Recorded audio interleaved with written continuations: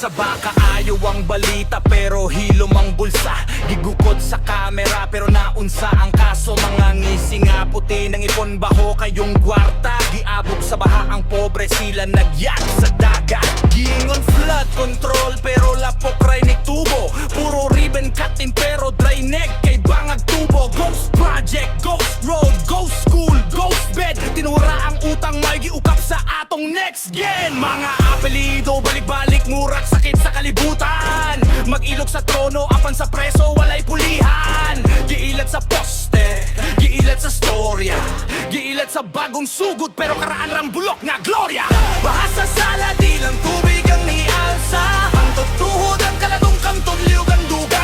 Giutan mi sa inyong power, giutan mi sa inyong dula. Bahasa sala kami ang biktima sa inyong kwarta.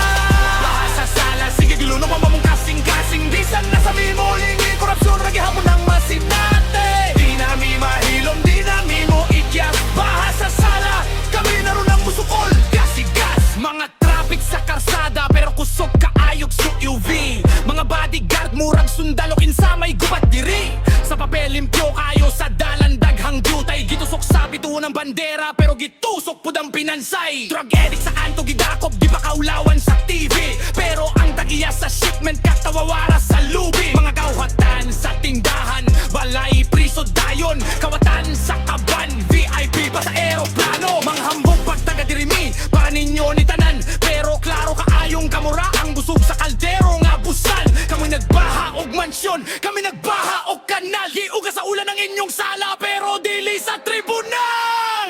Bahasa sala di lang tubig ang nialsa. Hantod tuhod ang kalagot, hantod liog ang duga. Giutan mi sa inyong power, giutan mi sa inyong dula. Bahasa sala kami ang biktima sa inyong kwarta. Bahasa sala sige luno pa mong kasing-kasing. Bisan nasa mi muling korupsyon ragihapon ang masinate. Di na mi mahilom, di na mi mo ikyas. Bahasa sala kami naroon ang musukol, gasigas. Kinsay mo tindog kung kami tanan mahadlok. Kinsay mo saba kung ang karsada puno gasok. Dili ko gustok bayani, gusto lang ko gustisya. Ayaw kog sulti sa imong slogan. Ipakita sa hustong pamilya.